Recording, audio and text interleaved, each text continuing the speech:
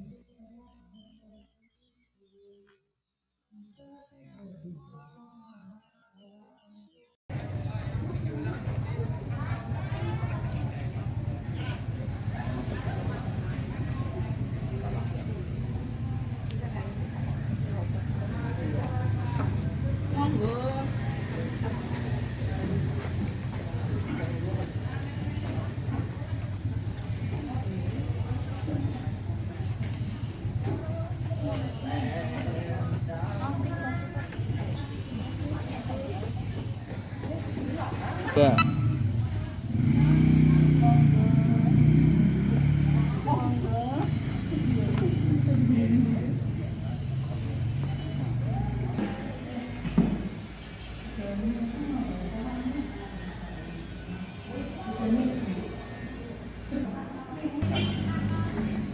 Stay on.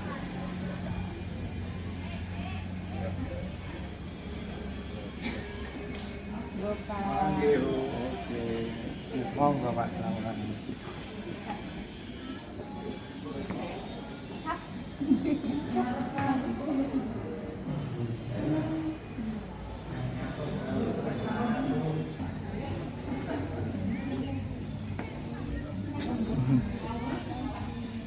Udah salin ya. Nanti saya mau balik lagi Pak. HP-nya belum dibawa.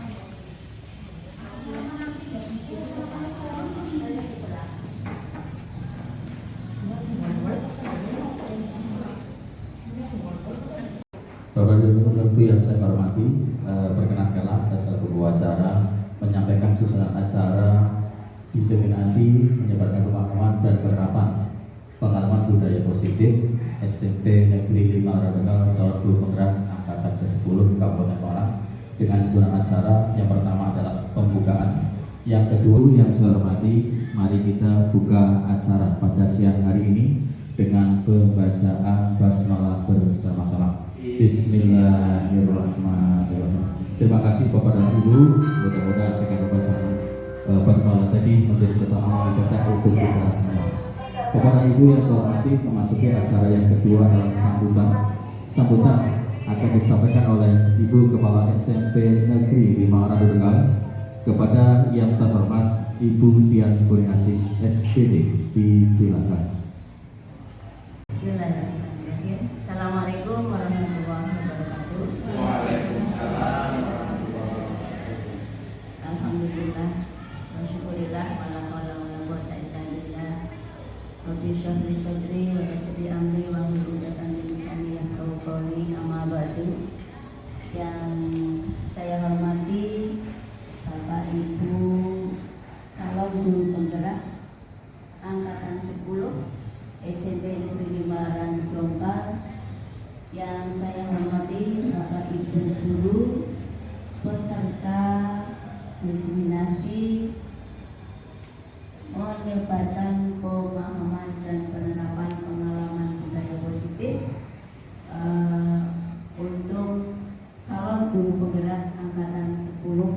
SMP Negeri 5 Randongal yang berbahagia.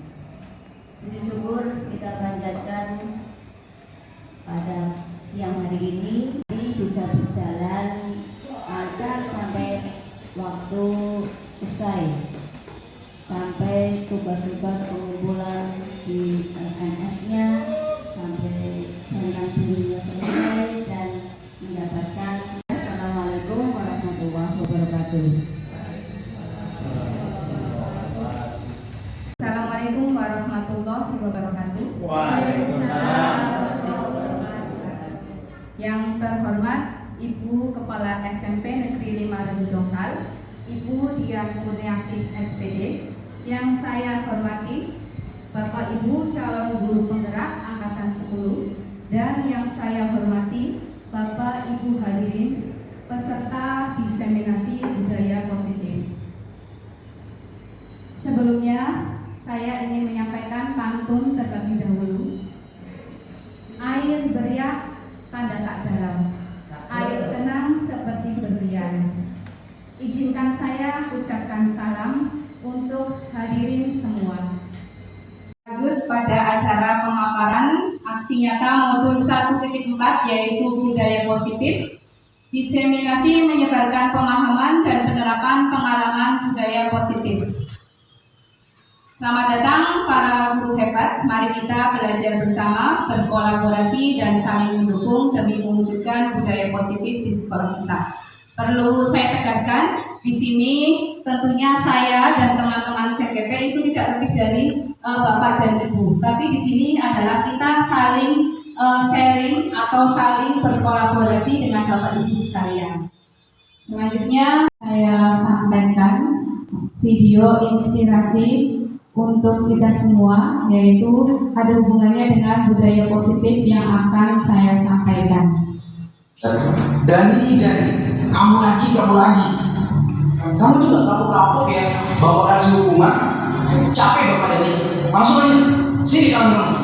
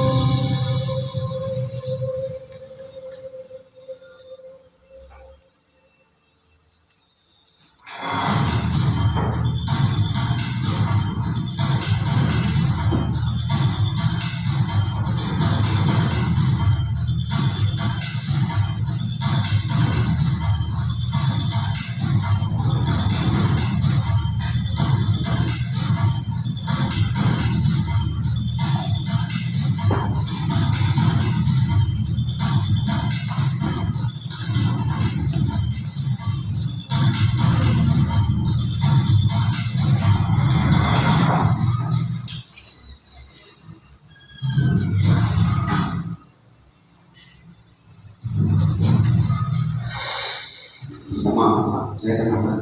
Dani, kamu tahu nggak sekarang ini jam berapa?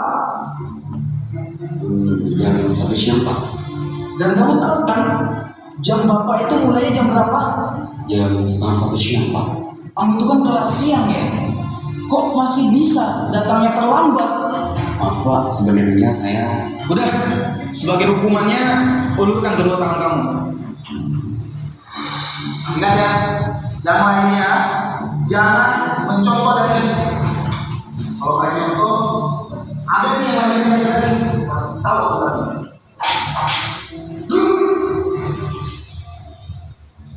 Oke, anak-anak sekalian, buka halaman 120. Silakan kalian baca dulu tuh berdua.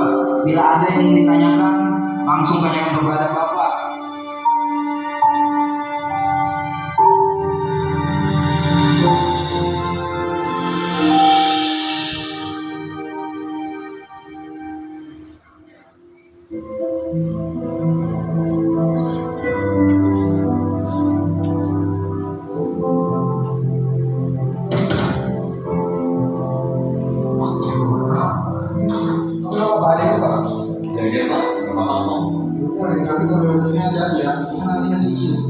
Terima kasih sebagai saya udah terlambat.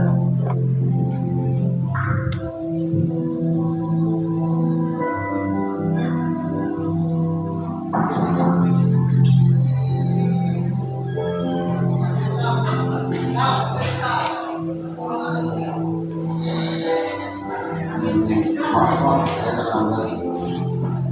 Ganti lagi. Kenapa ya? Kamu ini kok gak bisa jadi anak disiplin seperti yang lainnya? Dari teman-teman kamu yang lain bisa datang tepat waktu. Bahkan ya, setengah jam sebelum jam Bapak mulai, mereka sudah datang. Maaf Pak, sepertinya tadi. Benar, Dani, diam. Bapak gak mau dengar apapun alasan kamu. Kamu tahu kan? Harus apa? Sini, kedua tangan kamu. Dani, dengar ya.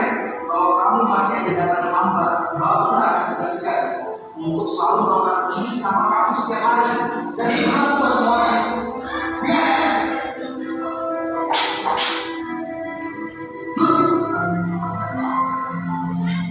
Ya sudah, yang lain perhatikan kembali. Kita lanjutkan pelajaran yang sebelumnya.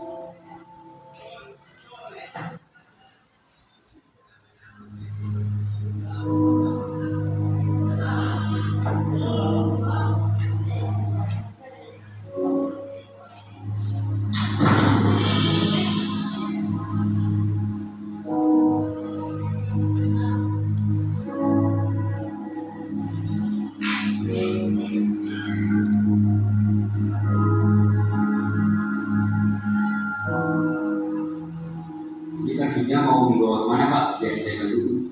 Udah, maksudnya Bapak bisa sendiri. Tapi Pak, Bapak kan habis jatuh. Gak apa-apa, Bapak masih kuat kok. Tadi selagi siang aja KPSnya. Benar, tidak apa-apa. Iya, Bapak. Kamu masih kuat sadar sana. Sudah jam segini loh.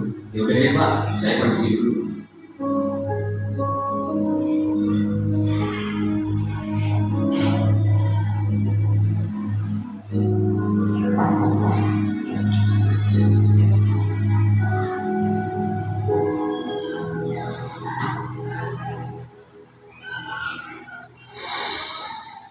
Maaf Pak, saya terlambat.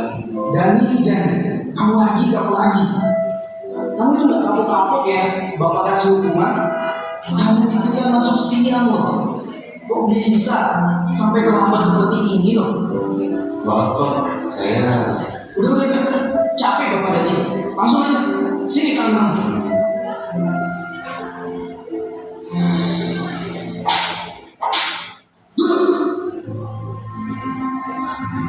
Ingat ya anak-anak, Bapak mau kalian semua tuh harus disiplin.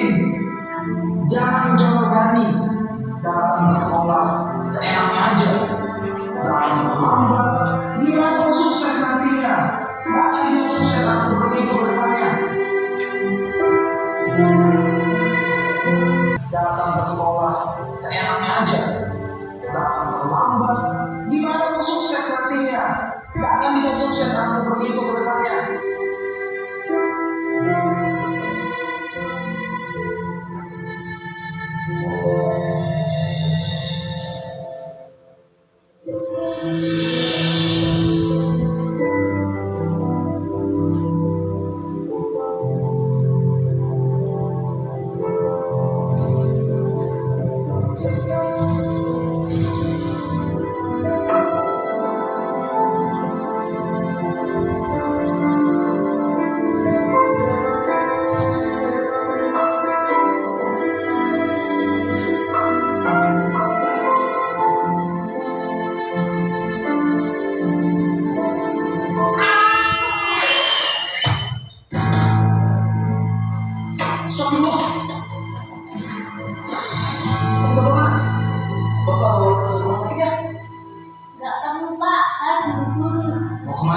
Biar Bapak antarin. Mau pulang ke rumah Pak, sudah ditunggu kakak saya.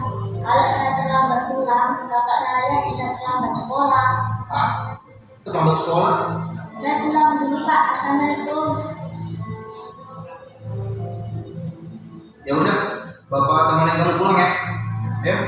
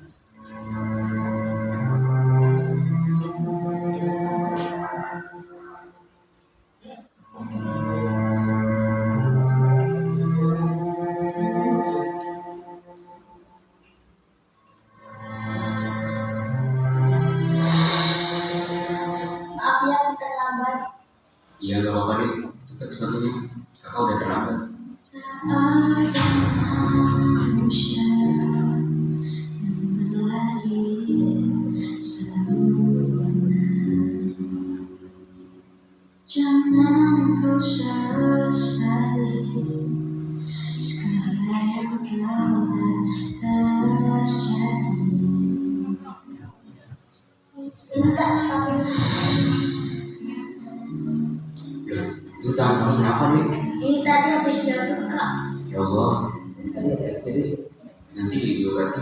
Ya Kak, ini nanti aku obatin.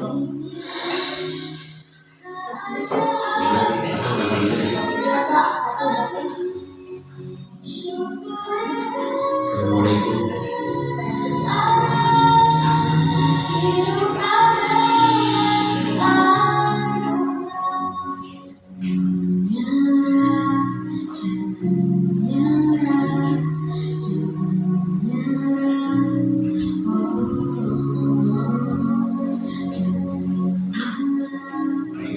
Ya, hati-hati.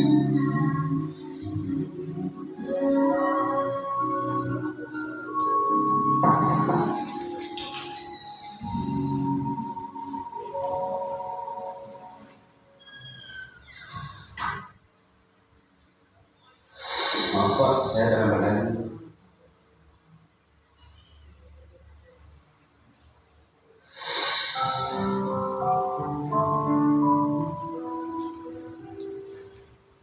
Mas Dani, maafkan Bapak ya, karena Bapak udah berprasangka buruk sama kamu dan tidak mau mendengarkan sedikit pun penjelasan dari kamu.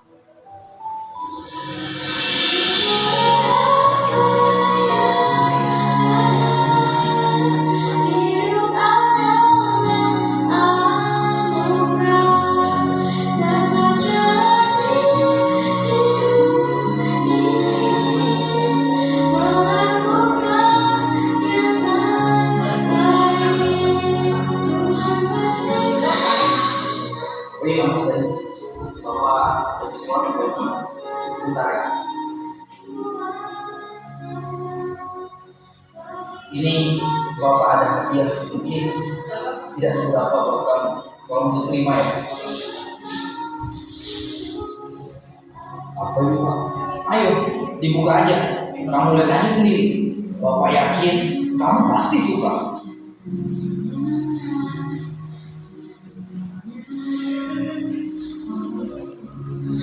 Wah, ini sepatu sekolah. Ini buat saya Pak. Iya, sepatu itu buat kamu.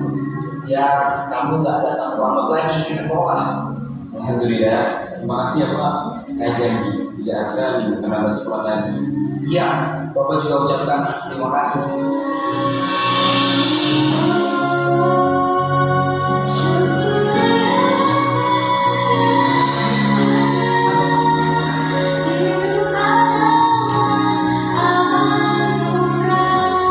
Video yang saya paparkan tadi adalah ada anak siswa yang datang terlambat, terus ada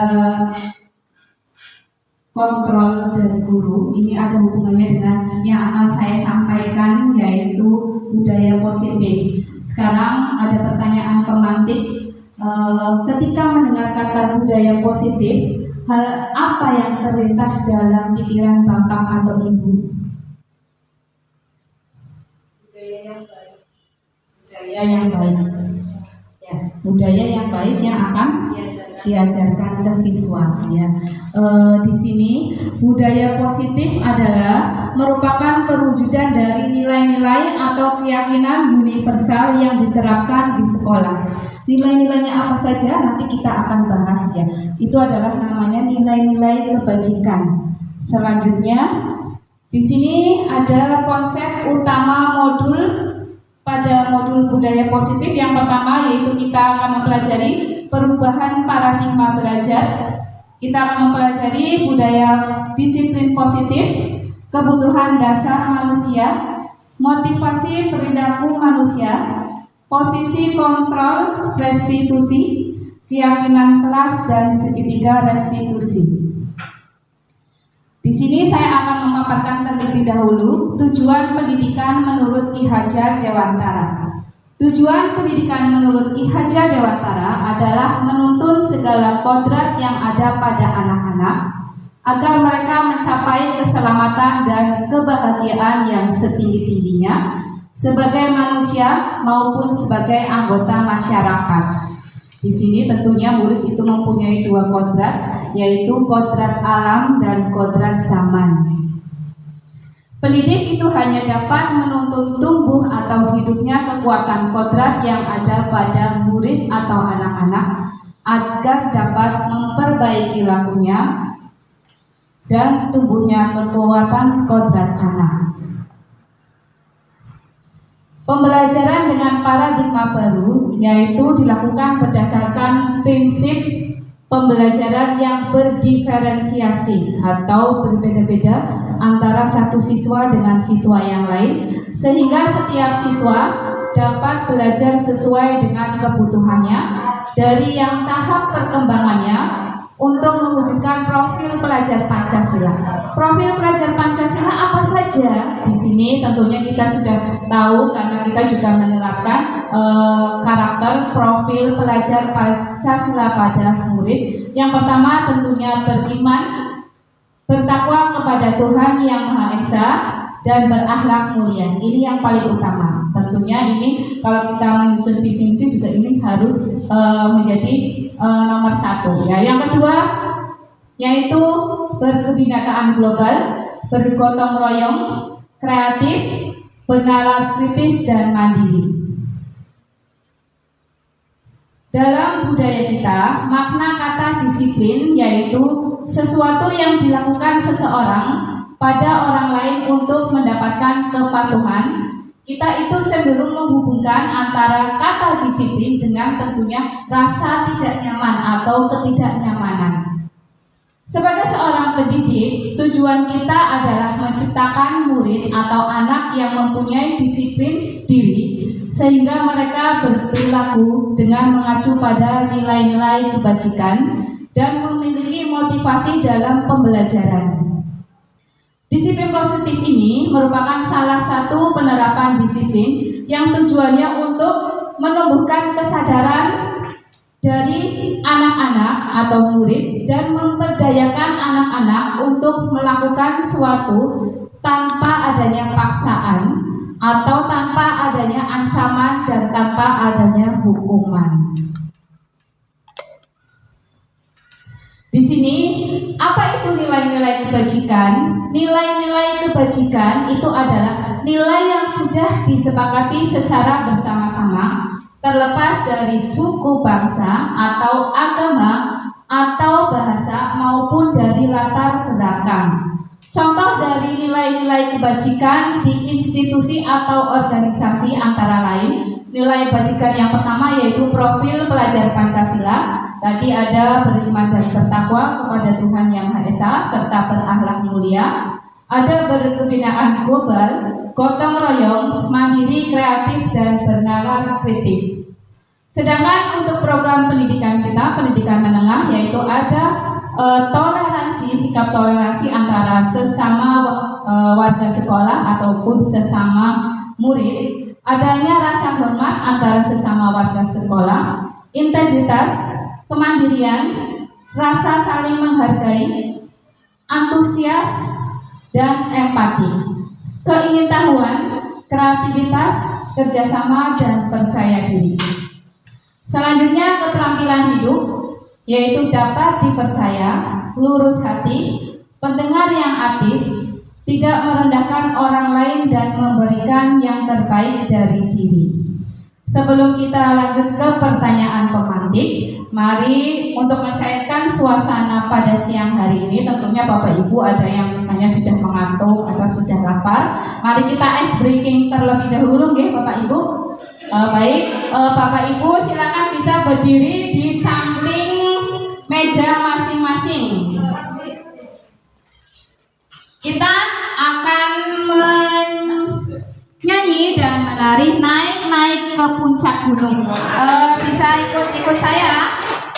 Kalau naik-naik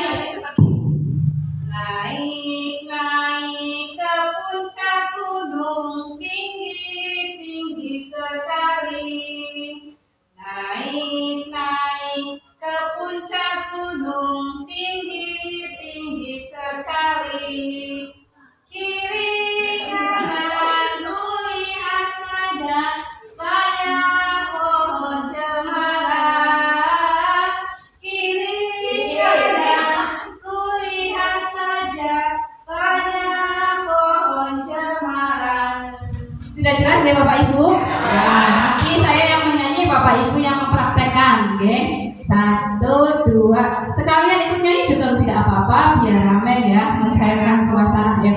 Naik ke puncak gunung, tinggi sekali.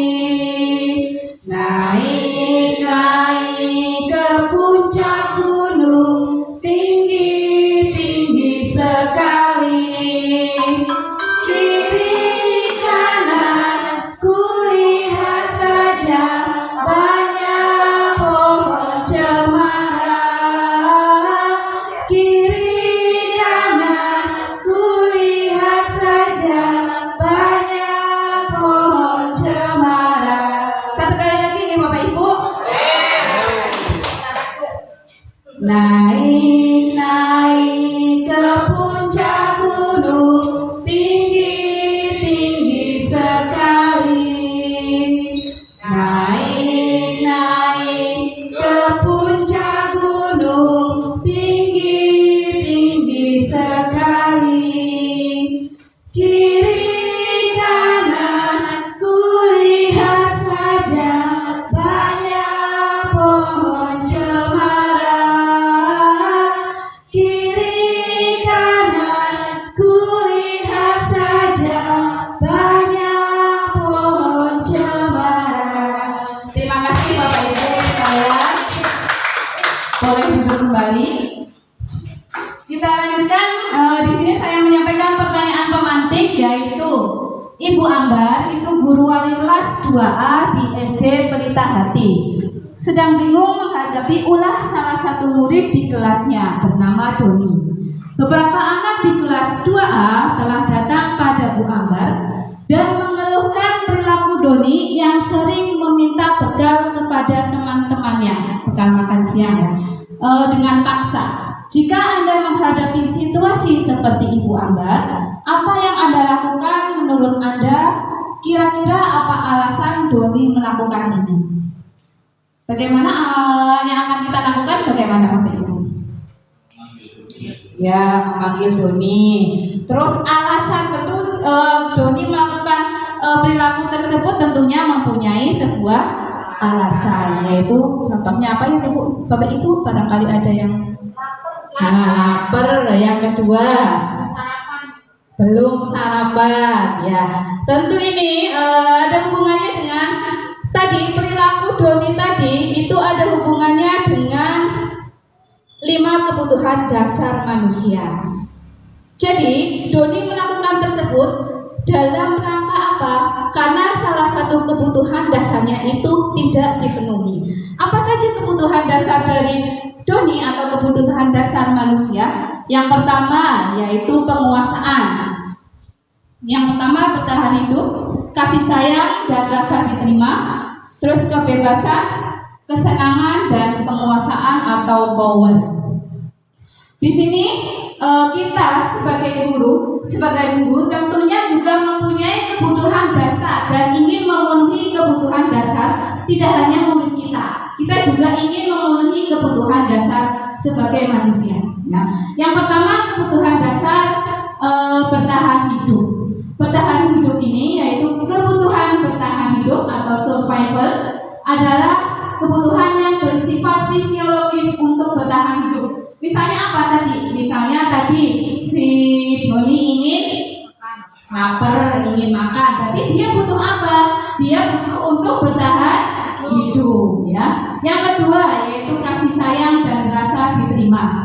Kebutuhan untuk diterima yaitu kebutuhan untuk disayangi atau diterima, meliputi kebutuhan akan hubungan koneksi sosial, kebutuhan untuk memberi dan menerima kasih sayang, dan kebutuhan untuk merasa menjadi bagian dari suatu kelompok. Nah, jadi ingin berteman dengan teman-temannya yang satu kelompok, itu namanya termasuk ke dalam kebutuhan untuk diterima. Selanjutnya yaitu kebutuhan akan penguasaan. Kebutuhan pengakuan atas kemampuan ini berhubungan dengan kekuatan untuk mencapai suatu menjadi kompeten, menjadi terampil, diakui atas prestasi atau keterampilan dan didengarkan serta memiliki rasa harga diri. Contohnya bagaimana? Contohnya jika ada salah satu ketua kelas yang tidak berangkat. Nah, Jadi kan tidak ada yang menyiapkan, ya. Nah, tentunya ada salah satu siswa yang ingin menyiapkan. Nah, itu artinya mereka mempunyai kebutuhan dasar sebagai penguasaan atau ingin dihargai. Selanjutnya kesenangan atau fun, yaitu kebutuhan akan kesenangan, yaitu untuk mencari kesenangan, bisa bermain dengan teman-temannya, tertawa bersama teman-temannya, dan yang terakhir adalah kebebasan. Kebebasan ini adalah kebutuhan akan pilihan, kebutuhan untuk bebas, ya, dalam kemandirian atau dalam otonomi, memiliki pilihan dan mampu mengendalikan arah hidup seseorang. Contohnya, misalnya siswa-siswi di kelas itu kalau di jam pelajaran di istirahat itu kadang ada yang bermain bola. Itu apa? Karena siswa-siswi atau murid-murid kita tentunya ingin ada mempunyai kebutuhan dasar, yaitu kebebasan. Lanjutnya, motivasi perilaku manusia ini adalah dorongan yang timbul pada diri seseorang baik secara sadar atau tidak sadar untuk melakukan suatu tindakan dengan tujuan tertentu. Tujuannya apa saja? Tujuan antara lain, yang pertama bisa saja menghindari ketidaknyamanan atau hukuman. Murid yang melakukan disiplin diri karena tentunya yang pertama dia takut akan dihukum atau takut diberikan sanksi. Ini adalah tingkatan motivasi yang terendah dari murid, ya. Yang kedua yaitu untuk mendapatkan imbalan atau penghargaan dari orang lain. Murid melakukan disiplin diri tentunya misalnya ingin diberi imbalan atau ingin diberi misalnya reward, itu berarti karena berdasarkan penghargaan. Yang ketiga, untuk menjadi orang yang mereka inginkan dan menghargai diri sendiri dengan nilai-nilai yang mereka percaya. Murid ini melakukan disiplin diri karena apa? Karena motivasi membuat seseorang memiliki disiplin positif. Ini adalah motivasi intrinsik atau yang berasal dari dalam peserta didik atau murid. Selanjutnya, konsep disiplin dengan gagal itu ada dua, yaitu hukuman dan penghargaan. Kenapa hukuman itu termasuk memberikan efek yang positif? Karena tentunya selain menyakitkan, memberikan rasa tidak nyaman, membuat murid merasa takut, memaksa murid, terus murid tentu akan menyembunyikan semua kesalahannya dan tentunya murid akan menjadi rendah diri. Itu kalau hukuman. Yang penghargaan tentu juga ini memberikan efek negatif. Karena apa? Karena penghargaan itu tidak efektif, akan merusak hubungan. Contohnya apa? Antara satu siswa dengan siswa lain akan ada persaingan. Persaingan untuk apa? Untuk misalnya ranking 1 atau mendapatkan reward, ya, itu nanti akan merusak hubungan. Mematikan kreativitas, menghukum dengan sistem ranking dan merampas hak menghargai dirinya. Di sini konsep disiplin yang disebut dengan identitas sukses. Sukses kalau tadi gagal tentunya ada yang sukses. Yang pertama yaitu konsekuensi. Konsekuensi itu yaitu penguatan, nanti jangkanya jangka pendek. Nanti perlu monitoring dan pengawasan secara berkelanjutan. Adanya stimulus, rangsangan dan respon, serta nanti murid akan menghormati peraturan dan akan kehilangan waktu untuk mengurangi kesalahan. Itu yang identitas sukses atau positif. Restitusi di sini akan nanti murid akan bertanggung jawab atas perilaku yang sudah dilakukannya. Selain itu, fokusnya nanti pemecahannya jangka panjang, ya, karena siswa atau siswi akan memperbaiki perilakunya. Murid menghormati dirinya dan orang lain, serta teori kontrol, ya, dan murid akan bersemangat dalam memperbaiki kesalahan. Nah, di sini konsep disiplin pendekatan restitusi. Restitusi ini adalah sebuah cara menanamkan disiplin positif pada murid. Pengertian restitusi di sini adalah proses menciptakan kondisi bagi murid untuk memperbaiki kesalahan mereka. Sehingga apa? Sehingga mereka nanti akan kembali ke kelompoknya masing-masing, tapi dengan apa? Dengan karakter yang lebih kuat. Ya. Ciri-ciri restitusi ini tentunya tidak atau bukan menebus kesalahan, akan tetapi dia belajar dari kesalahan. Yang kedua, nanti akan memperbaiki hubungan. Di sini ada tawaran, tapi bukan suatu paksaan. Ya, kita hanya menawarkan solusi. Yang selanjutnya menuntun untuk melihat ke dalam diri, melihat apa yang perlu kita perbaiki. Ya, seperti itu. Selanjutnya mencari kebutuhan dasar yang mendasari tindakan. Contohnya nanti ya, kita melakukan suatu tindakan tadi seperti Doni dia merampas makanannya siswa lain, tentunya memiliki kebutuhan dasar ya. Terus fokus pada tindakan, pada karakter bukan tindakan, dan menguatkan dan fokus pada solusi pada permasalahan. Di sini ada perbedaan antara hukuman, konsekuensi, dan restitusi. Contohnya, kasus pada siswa sering tidak mengerjakan PR. Pada hukuman, tentunya guru akan menghukum siswa hormat di depan bendera selama 10 menit. Guru akan menjadi marah dan murid akan menjadi takut atau rendah diri. Konsekuensi. Di sini guru akan memberikan konsekuensi untuk mengerjakan PR-nya saat di luar jam pelajaran guru tersebut atau saat jam istirahat atau dikerjakan sebanyak berkali atau beberapa kali lipat. Setelah itu, guru akan tegas dan siswa menghormati peraturan. Restitusi. Restitusi di sini adalah guru menanyakan keyakinan kelas. Bapak Ibu tentunya sudah pernah membuat keyakinan atau kesepakatan kelas, Ini membantu siswa dalam menyelesaikan masalahnya sendiri, mencari solusinya sendiri. Yang kedua, guru terbuka dan siswa akan menghormati dirinya dan akan menghormati orang lain.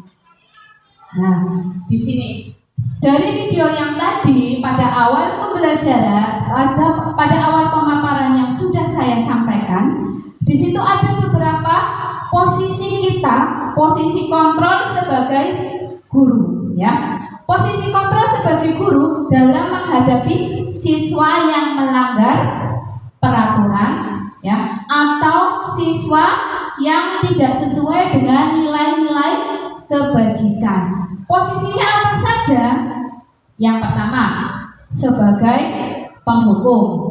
Yang kedua, pembuat merasa bersalah. Yang ketiga, sebagai teman. Yang keempat, sebagai pemantau. Dan yang kelima, sebagai manajer. Nah, di sini tadi di video yang tadi kan ada Bapak Ibu guru yang menghukum siswa, ya. Terus ada juga penghukum. Contohnya apa? Kita sebagai posisi sebagai penghukum, pernah tidak Bapak Ibu melakukan seperti ini? Patuhi aturan sekolah, lalu berdiri di depan kelas. Pernah tidak Bapak Ibu? Tentunya pernah, ya. Itu berarti kita posisinya sebagai penghukum. Yang kedua, pembuat rasa bersalah. Pembuat rasa bersalah, contohnya di sini. Berapa kali ibu guru harus memberitahu kamu, ibu guru kecewa sama kamu? Berarti itu membuat rasa bersalah, membuat siswa merasakan memiliki kesalahan, merasa memiliki kesalahan. Itu tentunya nanti akan membuat siswa merasa rendah diri. Ya. Sama halnya dengan posisi kontrol penghukum. Siswa juga akan merasa rendah diri. Selanjutnya posisi sebagai teman. Contohnya, ayolah yang tertib. Buat ibu guru bangga, kali ini tidak apa-apa kamu salah. Nah, tentunya kita juga pernah memposisikan sebagai teman, ya. Teman, sisi negatifnya apa? Nanti murid tersebut akan bergantung kepada, misalnya saya sebagai teman, berarti peserta didik atau murid tersebut akan bergantung kepada saya. Ya, kalau saya membuat kecewa murid tersebut, tentunya murid tersebut akan merasa kecewa. Murid tersebut juga tentunya tidak akan kurang mempedulikan guru lain, ya. Itu sisi negatifnya. Yang keempat sebagai pemantau. Contohnya, kamu sudah melanggar apa peraturan dan konsekuensinya. Nah, di sini sisi negatifnya, nanti kita akan memantau anak secara terus-menerus, ya. Akan terus-menerus memantau anak berdasarkan bukti-bukti yang ada. Contohnya, kamu sudah mengerjakan apa saja, begitu ya. Kita akan terus melakukan sesuatu berdasarkan bukti-bukti, ya. Yang kelima adalah posisi manajer. Posisi manajer, apakah kamu tahu sekolahanmu? Kira-kira bagaimana apakah kamu tahu kesalahanmu? Kira-kira bagaimana kamu akan memperbaikinya? Ya, ini adalah posisi yang paling ideal bagi Bapak Ibu guru. Kenapa? Karena akan memberikan siswa agar siswa tersebut bertanggung jawab atas kesalahannya. Terus memperbaiki kesalahannya atau mencari solusinya. Sekarang saya ingin mengetahui nih, Bapak Ibu guru sudah menjadi posisi kontrol apa saja yang sudah Bapak Ibu lakukan di kelas, ya, sebagai ibu guru. Silakan isi di sticky note, nanti boleh ditempel di depan, tidak usah diberi nama, ya.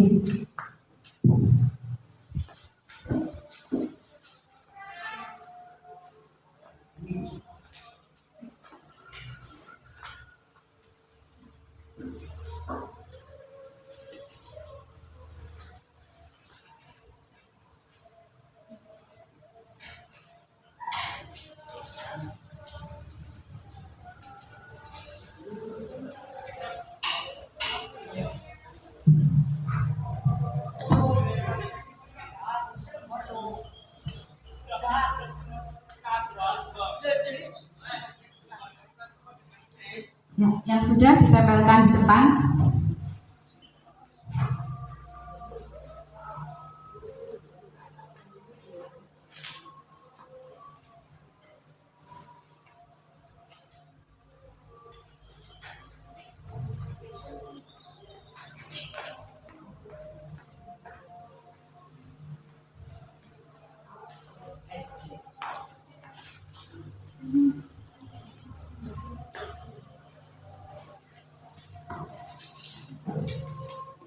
Boleh lebih dari satu nih Bapak Ibu.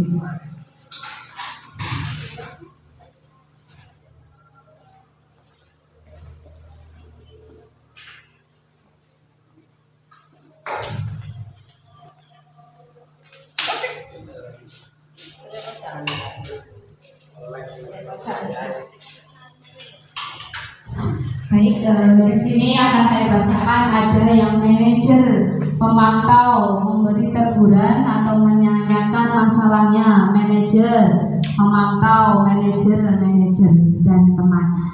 Banyak sekali posisi kontrol dari Bapak dan Ibu yang berada di acara ini. Tentunya yang sangat atau yang paling ideal, ya, yang akan harus kita terapkan adalah posisi sebagai manajer di Bapak Ibu. Manajer adalah kita mengkondisikan anak, nanti menstabilkan identitas anak, ya, menanyakan keyakinan, dan nanti anak akan bertanggung jawab untuk mencari solusi atau dari permasalahan. Lanjut, nah tadi kita menyelesaikan permasalahan tadi dengan menggunakan segitiga restitusi.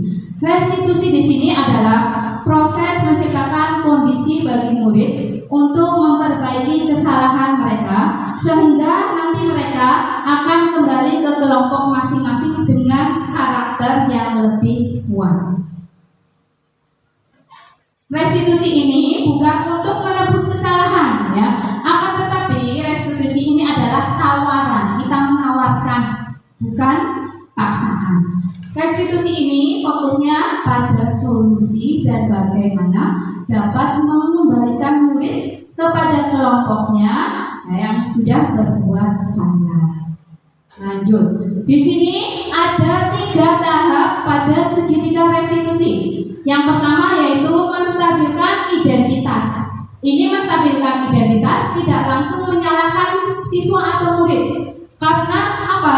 Tentunya semua pernah membuat suatu kesalahan. Menstabilkan identitas contohnya apa saja? Contohnya setiap orang kita kalau memanggil siswa, misalnya siswa datang terlambat.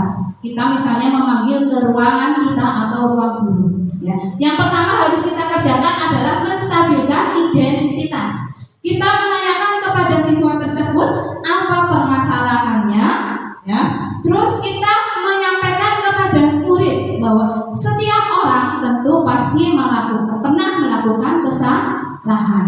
Selain itu, bisa juga menyampaikan kamu bukan satu-satunya yang melakukan kesalahan. Itu berarti nanti identitas siswa akan stabil. Yang kedua yaitu validasi tindakan yang salah, atau kita mencari tahu apa alasan siswa tersebut berbuat yang melanggar kedisiplinan. Contohnya validasi tindakan yang salah, kata-kata apa saja yang bisa dapat kita sampaikan. Kamu tentu punya alasan mengapa melakukan itu, ya. Adakah cara yang lebih efektif untuk mendapatkan apa yang kamu butuhkan? Itu validasi tindakan yang salah. Yang terakhir adalah menanyakan keyakinan, yaitu belajar dari kesalahan siswa untuk memperbaiki diri siswa. Contohnya, kita ingatkan lagi keyakinan kelas, ya. Menanyakan keyakinan kelas apa yang sudah kita sepakati, ya. Selain itu, kamu ingin menjadi orang yang seperti apa, ya. Jadi untuk pelaksanaannya, misalnya kita memanggil siswa, nanti kita menanyakan alasannya, terus kita memberitahukan kalau semua orang pasti telah melakukan kesalahan. Terus keyakinan kelas apa yang sudah dilanggar dan bagaimana solusi untuk memperbaikinya. Itu namanya segitiga restitusi. Jadi menstabilkan identitas, ya, berdasarkan prinsip membuat kesalahan adalah bagian dari proses pembelajaran. Nah, contohnya berbuat salah itu wajar, ya. Tidak ada manusia yang sempurna. Ibu juga pernah melakukan kesalahan. Ibu juga pernah mencari siapa yang salah dan sebagainya. Yang selanjutnya, validasi tindakan yang salah. Berdasarkan prinsip setiap perilaku itu berupaya dalam apa? Dalam mencapai suatu kebutuhan dasar atau kebutuhan dasar manusia atau kebutuhan tertentu. Contohnya, kamu pasti punya alasan, ya. Kamu pasti bisa melakukan yang lebih buruk. Kamu patut bangga dan kamu melakukan karena mempertahankan sesuatu. Yang ketiga, menanyakan keyakinan. Berdasarkan prinsip teori kontrol bahwa pada dasarnya kita termotivasi secara internal, intrinsik atau dalam diri kita sendiri. Di sini yang terakhir kita menanyakan keyakinan. Contohnya, apa keyakinan kelas kita? Nilai-nilai apa yang telah disepakati bersama? Contohnya disiplin, tanggung jawab, toleransi, ya, nilai-nilai kebajikan. Yang ketiga, seperti apa gambaran sebuah kelas yang ideal menurut kamu? Kamu ingin menjadi orang yang seperti apa? Contohnya tadi di siswa terlambat, bisa ditanyakan keyakinan apa yang sudah dilanggar, berarti keyakinan disiplin. Lanjut, bagaimana pembentukan keyakinan kelas? Kita tentunya dalam pembelajaran sudah membuat keyakinan atau kesepakatan kelas. Keyakinan atau kesepakatan kelas ini lebih abstrak dari peraturan. Yang kedua, sedikit saja kesepakatan atau keyakinan kelas, tetapi mudah diingat. Yang selanjutnya, semua warga sekolah dilibatkan saat membuat keyakinan kelas berupa pernyataan universal dibuat dalam bentuk yang positif. Ya. Contohnya, ya, datang harus tepat waktu seperti itu ya, dalam bentuk yang positif. Sesuai dengan kondisi kelas dan sekolah agar mudah diterapkan. Kemudian saya juga memaparkan video kepada audiens tentang penerapan segitiga restitusi dalam menghadapi siswa yang terlambat dan dalam menghadapi siswa yang menggebrak meja temannya dikarenakan temannya mencontek hasil belajarnya. Tadi Ibu mendapatkan laporan dari guru BK bahwa akhir-akhir ini kamu sering datang terlambat ke sekolah. Ya, Bu. Nah, menurut ingatan Mas Afin, kamu sudah berapa kali datang terlambat ke sekolah? Saya sudah tahu, Bu. Ya. Menurut kamu datang terlambat ke sekolah dan tidak mengikuti tadarus Al-Quran itu merupakan suatu kesalahan atau bukan? Ya, kesalahan, Bu. Ya. Berbuat kesalahan sebenarnya itu manusiawi karena setiap orang itu pasti pernah melakukan kesalahan. Yang sekarang itu yang terpenting adalah kita belajar dari kesalahan, terus tentunya kita berusaha untuk memperbaikinya. Setuju Mas Afin? Ya, setuju. Nah, oke, kalau begitu mari kita cari solusi bersama-sama. Kamu dalam bulan ini sudah terlambat sampai 6 kali. Tentunya kamu memiliki alasan kenapa kamu datang terlambat. Akhir-akhir ini saya sering banget bermain game sama teman saya. Nah, jadi karena itu kamu sering bangun kesiangan ya. Oke, kalau begitu kamu masih ingat nggak kesepakatan atau keyakinan kelas yang telah kita sepakati? Tahu, Bu. Nah, kamu datang terlambat ke sekolah sudah sesuai dengan keyakinan kelas atau belum? Tidak sesuai. Nah, kalau begitu, menurut kamu keyakinan kelas apa yang sudah kamu langgar? Disiplin, Bu. Nah, baik. Menurut kamu disiplin itu penting tidak Mas Afin? Menurut saya disiplin itu penting karena disiplin itu membuat saya tepat waktu di sekolah. Ya. Oke Mas, betul sekali. Karena dengan menghargai waktu itu sangat penting dan tentunya sangat bermanfaat untuk kita. Karena apa? Kita bisa menghargai orang-orang yang ada di sekitar kita dan nanti tugas-tugas kita tentunya tidak menumpuk. Ya. Selain itu juga melatih rasa kepedulian kita terhadap orang lain. Ya, Bu, saya sangat menyesal sudah terlambat ke sekolah, tidak mengikuti tadarus Al-Quran. Bagus, itu sikap yang sangat baik kamu sudah lakukan, yaitu kamu dengan meminta maaf kepada ibu. Menurut kamu apa yang akan kamu lakukan sehingga agar kamu tidak datang terlambat lagi ke sekolah? Saya akan usahakan, Bu, saya akan tidur lebih awal dan saya tidak akan main game lagi sampai larut malam. Baik Mas, sekarang kita sudah menemukan solusinya supaya kamu tidak datang terlambat lagi ke sekolah. Nah setelah ini ibu akan menghubungi orang tua kamu dan bekerja sama dengan orang tua kamu untuk membantu mengingatkan ketika kamu main HP larut malam dan kamu bisa bangun pagi. Baik, sekarang kamu sudah bisa kembali ke kelas. Ya, Bu, terima kasih sekali lagi saya minta maaf. Ya, Bu, izin ke kelas sekarang, Bu. Ya, tadi ibu dapat laporan dari ketua kelas bahwa Mbak Aida tadi sempat bertengkar dengan Mas Aka. Iya, Bu. Kenapa Mbak Aida bertengkar dengan Mas Aka? Kesal, Bu, karena aku terus menyontek hasil kerjaan saya, bukan hanya PR, tugas juga selalu dicontek. Oh begitu. Jika ibu ada di posisi Mbak Aida, tentu ibu juga akan berbuat hal yang sama. Ya, sekarang ibu ingin mengetahui apa yang Mbak Aida lakukan kepada Mas Aka. Tanpa sadar saya menggebrak mejanya Aka, Bu. Oh begitu. Tentunya Mbak Aida dengan menggebrak mejanya Mas Aka tentunya memiliki alasan ya Mbak. Ibu ingin tahu alasan apa yang menjadi latar belakang Mbak Aida melakukan tindakan tersebut. Ya, Bu, saya merasa kesal karena Aka selalu menyontek pekerjaan saya, hanya menyontek dan tidak mau berusaha sendiri. Oh ya wajarlah kalau Mbak Aida itu merasa marah karena tidak rela pekerjaannya Mbak Aida itu dicontek oleh Mas Aka ya.